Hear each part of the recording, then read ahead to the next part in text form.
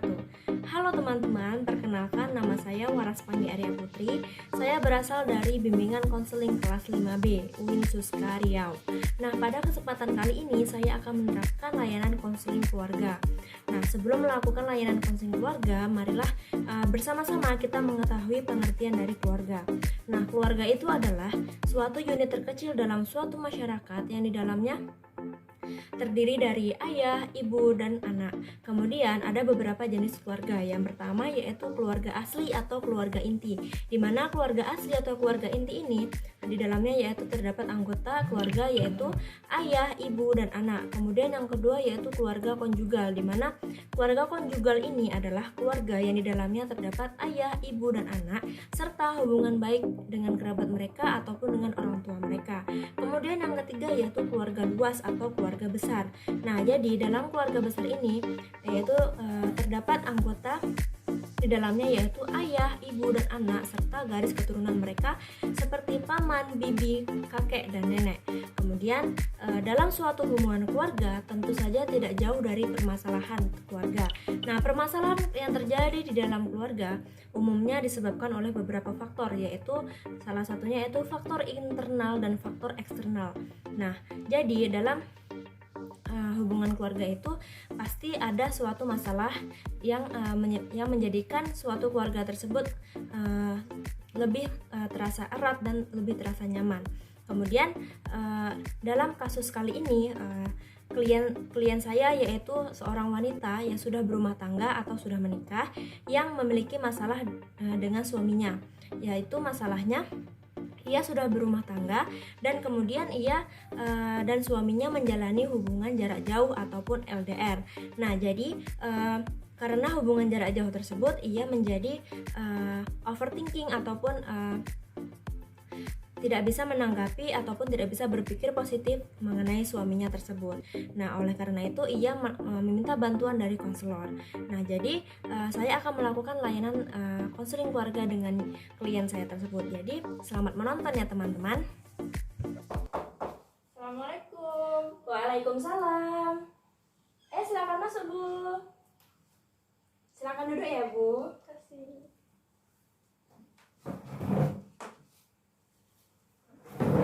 Baik, sebelumnya apakah Ibu bisa memperkenalkan diri terlebih dahulu agar komunikasi kita berjalan dengan lancar? Nama saya Kesari Putri dari Pasir Pangaraya. Oh, Ibu Eka ya? Iya. Nah, apakah Ibu Eka sudah menikah? Sudah.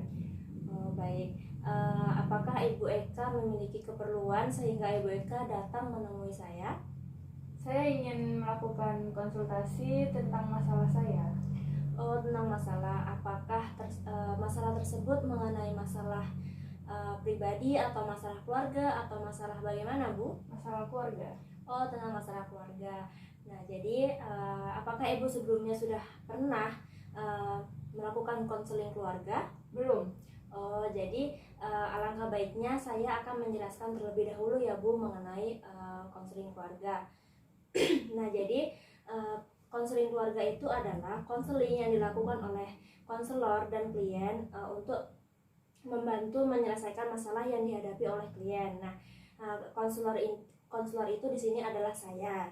Jadi Ibu berperan sebagai klien, di mana saya sebagai konselor akan membantu Ibu untuk mencari solusi ataupun mencari jalan keluar dari permasalahan yang sedang Ibu hadapi.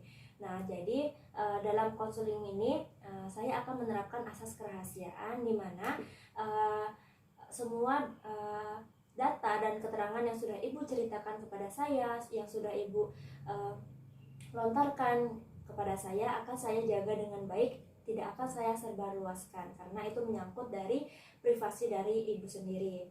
Nah, baiklah Ibu Eka, apakah Ibu Eka sudah paham tentang konseling keluarga? Oke, jadi apakah Ibu sekarang sudah bersedia untuk melakukan layanan konseling keluarga dengan saya? Baiklah, sebelumnya saya akan memberi waktu selama 1 jam dari pertemuan pertama kita ini. Nah, jadi apabila nanti permasalahan dari Ibu tidak dapat kita selesaikan, maka kita akan melanjutkan ke sesi yang berikutnya. Apakah Ibu sudah mengerti? Mengerti. Baik, jadi Bu, Jadi Bu, saya kan sudah menikah kurang lebih 6 bulan nih. Nah, suami saya itu bekerja sebagai pelaut, jadi kami cuman 3 bulan di rumah gitu kan. Baru 3 bulan ini kami satu rumah gitu kan. Jadi Kemudian ibu sudah menikah berapa lama? 6 bulan. Nah, ibu sudah tinggal bersama selama 3 bulan. Iya. Nah, kemudian 3 bulannya lagi? Ya 3 bulannya lagi dia kerja, jadi kami LDR gitu. Oh, jadi ibu melakukan hubungan jarak jauh ya dengan suami ibu. Iya. Kemudian? Ya, jadi saya kayak apa ya,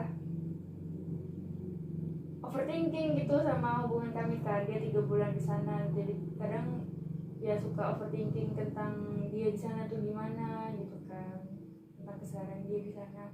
Belum lagi kadang jarang kabar-kabaran kan. Oke, jadi ibu merasa berpikir yang berlebihan ya mengenai Iya. suami ibu, tentang kabar pun jarang komunikasi, kemudian juga hubungan jarak jauh, dan juga suami ibu bekerja terlalu jauh sehingga jarang pulang gitu ya Bu. Iya. Nah, selanjutnya masalahnya gimana Bu?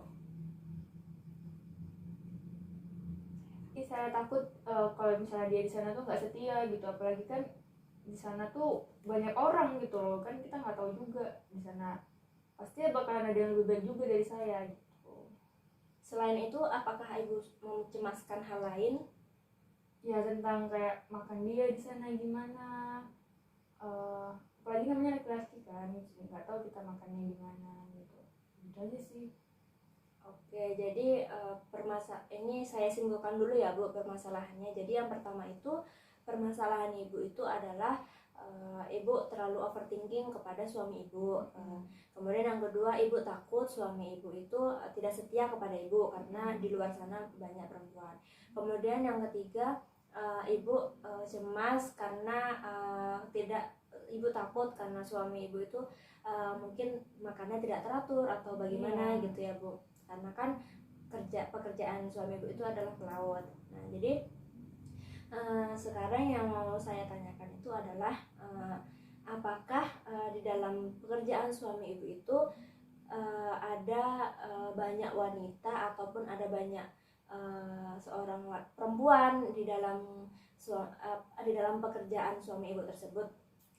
Kalau perempuan sih kayaknya ada sih, cuman kan kalau misalnya untuk keseharian kerjaan itu kan pasti cowok-cowok semua juga di situ, laki-laki semua di situ.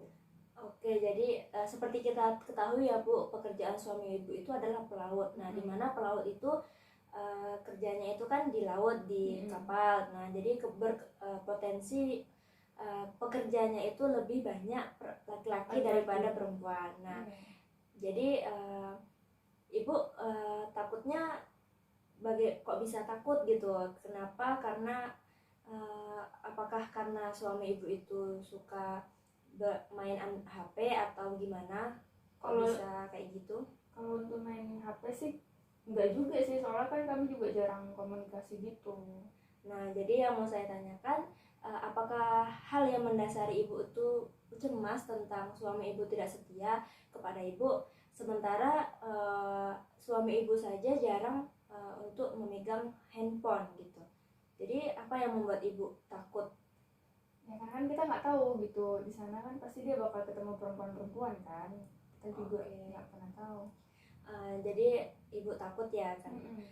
Kemudian saya ingin menanyakan lagi, apakah ibu pernah mendengar suami ibu itu mengeluh tentang makan tidak teratur atau tidur tidak teratur gitu Bu?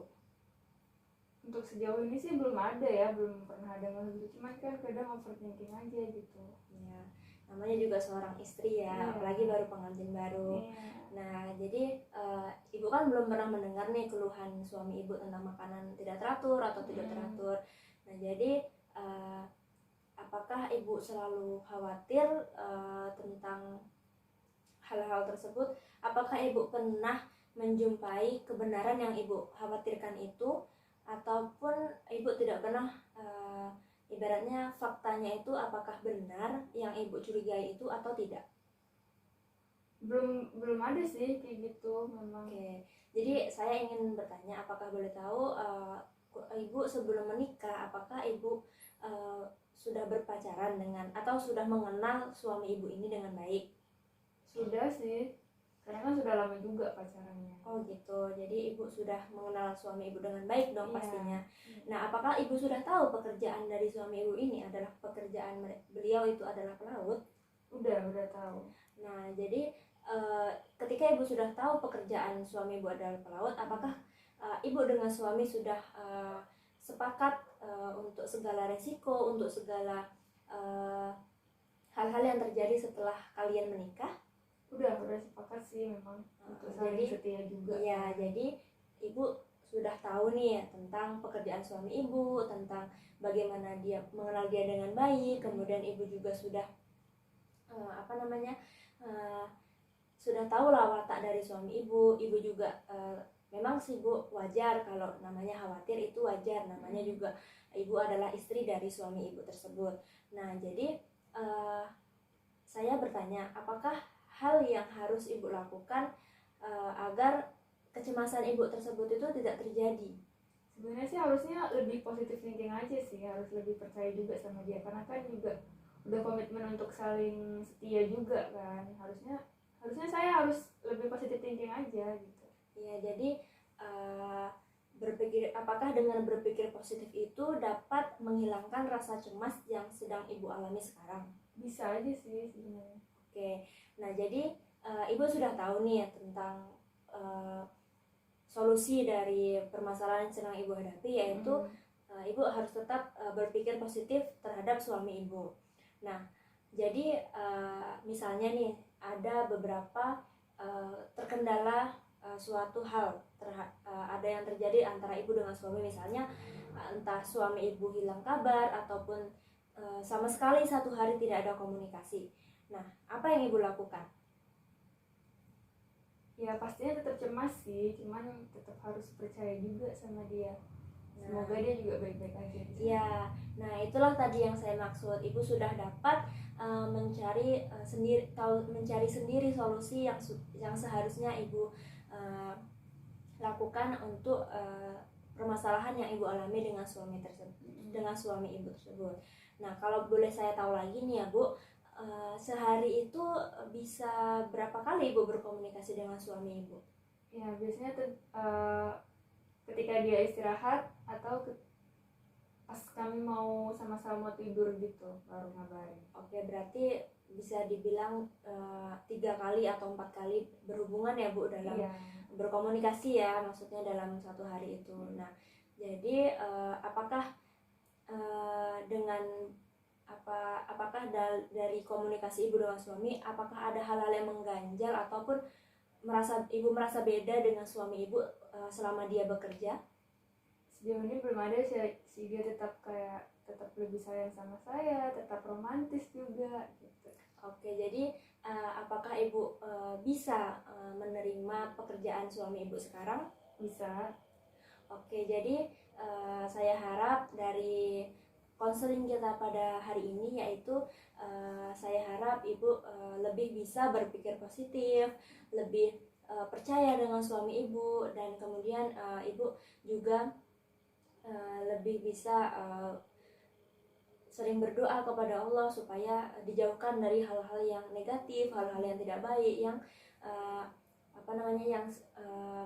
ada dalam keluarga ibu. Nah, jadi saya sarankan ibu juga lebih banyak berdoa kepada Allah supaya hubungan ibu dengan suami itu baik-baik saja, dan kemudian semoga ibu selalu berpikir positif terhadap suami ibu agar suami ibu itu tidak melakukan hal-hal yang tidak baik. Kemudian ibu selalu memperingatkan suami ibu juga selalu menanyakan kabar, menanyakan hal yang baik, dan jangan selalu curiga kepada suami ibu. Jadi apakah ibu bisa melakukan hal-hal seperti berpikir positif, seperti kepercayaan penuh terhadap suami ibu setelah ibu melakukan layanan konseling keluarga ini? Bisa. Oke, jadi saya harap ibu bisa melakukannya dengan baik setelah ibu keluar dari ruangan ini. Terima kasih ya Bu. Apakah ada hal lain yang ingin ibu sampaikan kepada saya? Kayaknya udah gak ada lagi. Oke, jadi Baiklah, saya juga berterima kasih kepada Ibu yang sudah mau berani menceritakan masalahnya, kemudian dengan terbuka, dengan rasa percaya diri menceritakan masalahnya kepada saya, dan kemudian kita bersama-sama mencari solusi, mencari jalan keluar dari permasalahan yang sedang Ibu hadapi. Jadi apakah sekarang Ibu sudah merasa lega setelah mendapatkan solusi dari permasalahan Ibu? Sudah, alhamdulillah. Oke, jadi saya harap Ibu tetap datang untuk melakukan konseling dengan saya, baik sedang tidak ada permasalahan, baik sedang ada permasalahan, karena kita perlu komunikasi lebih baik lagi dan tentang keluarga kita, tentang orang terdekat kita. Jadi saya harap Ibu tetap berani untuk mengekspresikan dari Ibu sendiri. Baiklah, mungkin hanya itu yang dapat saya berikan konsultasinya kepada Ibu. Semoga Ibu tidak nyerah ya datang ke sini, Ibu tidak tidak takut dan tidak kapok lagi untuk datang ke sini. Baik, mungkin Ibu bisa kembali ke rumah untuk melanjutkan kegiatan Ibu sendiri. Baik, terima kasih ya Bu. Iya, sama-sama.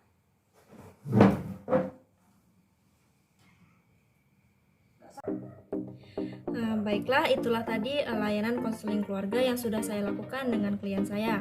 Nah, jadi kesimpulannya adalah harusnya kita selalu berpikir positif dengan orang terdekat kita agar tidak menimbulkan hal-hal yang negatif ataupun tidak menimbulkan perasaan-perasaan negatif yang akan terjadi dalam hubungan keluarga. Nah, itu saja dapat saya sampaikan.